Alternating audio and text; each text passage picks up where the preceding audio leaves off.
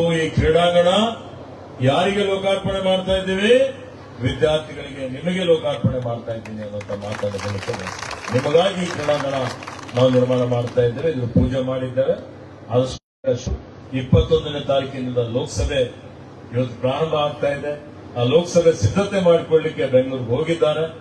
ಬಂದ ಮೇಲೆ ಮತ್ತೆ ನಿಮ್ ಜೊತೆಯಲ್ಲಿ ಅವರು ಇರ್ತಾರೆ ಅನ್ನುವಂತ ಮಾತನ್ನು ತಮ್ಮೆಲ್ಲರಿಗೆ ಹೇಳುತ್ತಾ ನಾನು ಭಾಷಣ ಮುಗಿಸೋಕ್ಕಿಂತ ಪೂರ್ವದಲ್ಲಿ ನಿಮ್ಮೆಲ್ಲರಿಗೆ ಒಂದು ಪ್ರತಿಜ್ಞಾ ವಿಧಿ.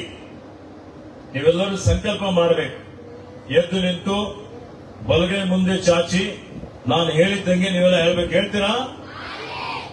ಹೇಳಿ. ಆ ಪ್ರತಿಜ್ಞಾ ವಿಧಿ ಮಾಡಿ ನನ್ನ ಭಾಷಣವನ್ನು ಮುಕ್ತಾಯ ಮಾಡುತ್ತೇನೆ. ಈ ದೇಶದ ಯುವ ಶಕ್ತಿಯಾಗಿ ಭವಿಷ್ಯದ ಪ್ರಜೆಯಾಗಿರುವ ನಾನು ನನ್ನ ದೇಹವನ್ನು ಸದೃಢವಾಗಿಟ್ಟುಕೊಳ್ಳಲು ಇಚ್ಛಿಸುತ್ತೇನೆ.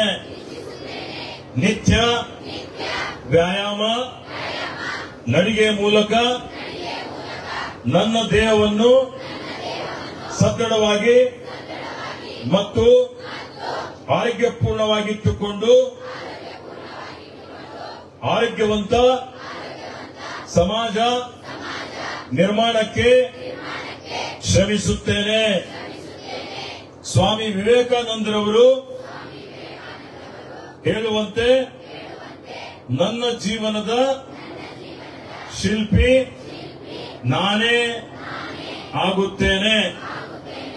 ನಾನು ಸರಾಯಿ, ಮದ್ಯ, ಸಿಗರೇಟ್, ಗಾಂಜಾ, ಮಾದಕ ದ್ರವ್ಯ ವ್ಯಸನಕ್ಕೆ ಬೀಳದೆ ಮೊಬೈಲ್ ಗೇಮ್, ಬೆಟ್ಟಿಂಗ್ ನಂತಹ ದುಶ್ಚಟಗಳ ದಾಸನಾಗದೆ ವಿದ್ಯಾವಂತನಾಗಿ ಬುದ್ಧಿವಂತನಾಗಿ ಈ ದೇಶಕ್ಕೆ ಸಮಾಜಕ್ಕೆ ನನ್ನ ಕೈಲಾದ ಕೊಡುಗೆ ನೀಡುವ ಮೂಲಕ ನನ್ನ ಹೆತ್ತು ಹೊತ್ತು ಸಲಹಿದ ತಂದೆ ತಾಯಿಗಳಿಗೆ, ವಿದ್ಯೆ ಕಲಿಸಿದ ಗುರುಗಳಿಗೆ, ಆಶ್ರಯ ನೀಡಿದ ಈ ನಾಡಿಗೆ ಹೆಸರು ತರುತ್ತೇನೆ. ಪ್ರಕೃತಿ ಪರಿಸರ ಇದ್ದರೆ ನಾವು ಎಂಬುದು ನನಗೆ ಚೆನ್ನಾಗಿ ಅರಿವಾಗಿದೆ.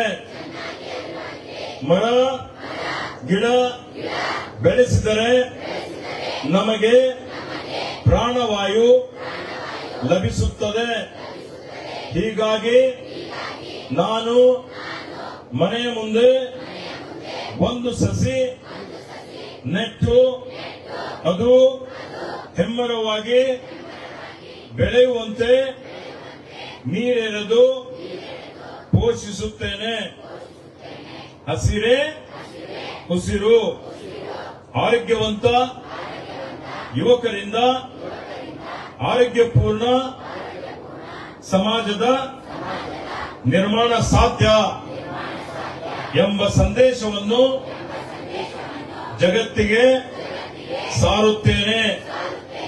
ನನ್ನ ಬೀದರ್ ಹಸಿರು ಬೀದರ್, ನನ್ನ ಭಾಲ್ಕಿ ಹಸಿರು ಭಾಲ್ಕಿ, ನನ್ನ ಆರೋಗ್ಯ ಸಮುದಾಯದ ಆರೋಗ್ಯ. ಜೈ ಹಿಂದ್, ಜೈ ಕರ್ನಾಟಕ. ಪ್ರತಿಜ್ಞೆ ಅಂತೂ ಮಾಡಿದ್ದೀರಿ, ಮಾಡಿದ ಪ್ರಕಾರ ನಡೀತೀರಿ. ಹಾರಿ ಅಂತ್ರಿ ಮತ್ತ ಮೊಬೈಲ್ಗೆ ಮಾಡ್ತೀರಿ. ಕರೆಯಲ್ಲ ಈಗ ಆಡಲ್ಲ. ಆಯ್ತು, ಮೊಬೈಲ್ ಕಡಿಮೆ ಮಾಡ್ರಿ, ಇಲ್ಲಾಂದ್ರೆ ದುರ್ಬಲ ಆಗ್ತದೆ ನೋಡ್ರಿ ಮೆದುಳು. ಏನು ನೆನ್ಪಿಡಲ್ಲ ಮುಂದೆ. ಅರ್ಥ ಆಯ್ತಾ? ಆಯ್ತು, ಈಗ ಆದಷ್ಟು ಬೇಗ ಕ್ರೀಡಾಂಗಣ ನಿರ್ಮಾಣ ಮಾಡೋಣ. ಒಳ್ಳೆ ವಿದ್ಯಾಭ್ಯಾಸ ಮಾಡಿ, ಒಳ್ಳೆ ಶಿಕ್ಷಣ ಪಡೀರಿ. ಬರೀ ವಿದ್ಯಾವಂತರಷ್ಟೇ ಅಲ್ಲ, ಬುದ್ಧಿವಂತರಾಗ್ರಿ. ಆರೋಗ್ಯ ಚೆನ್ನಾಗಿ ಇಟ್ಕೋರಿ. ಇಟ್ಕೊಂಡು ಸ್ವಾವಲಂಬಿ ಆಗಿ ನಿಮ್ಮ ಪರಿವಾರಕ್ಕೆ, ಸಮಾಜಕ್ಕೆ ಒಳ್ಳೆಯ ಕೊಡುಗೆ ಕೊಡ್ತೀರಿ ಅನ್ನುವಂತ ಒಂದು ವಿಶ್ವಾಸವನ್ನು ಇಟ್ಟುಕೊಂಡು ಕಾರ್ಯಕ್ರಮ ಆಯೋಜನೆ ಮಾಡಿದಂತ ಲೋಕೋಪಯೋಗಿ ಇಲಾಖೆಯ ಎಲ್ಲ ಅಧಿಕಾರಿಗಳಿಗೆ, ನಮ್ಮ ಜಿಲ್ಲಾ ಮಟ್ಟದ ಎಲ್ಲ ಅಧಿಕಾರಿಗಳಿಗೆ ಎಲ್ಲರಿಗೂ ಅಭಿನಂದಿಸಿ, ನಿಮ್ಮೆಲ್ಲರಿಗೂ ಶುಭವನ್ನು ಹಾರೈಸಿ, ಮತ್ತೆ ನಮ್ಮೆಲ್ಲ ಬೆಂಬಲಿಗರು ಪಾಪ ಎಲ್ಲ ನಿಂತಿದ್ದಾರೆ, ಖುಷಿ ಇಲ್ಲದೆ ಎಲ್ಲ ಗಣ್ಯಮಾನ್ಯ ವ್ಯಕ್ತಿಗಳಿದ್ದಾರೆ. ಅವರೆಲ್ಲರಿಗೂ ನನ್ನ ಪರವಾಗಿ ಧನ್ಯವಾದಗಳನ್ನು, ಅಭಿನಂದನೆ ಹೇಳಿ ನನ್ನ 2 ಮಾತು ಮುಗಿಸ್ತೇನೆ.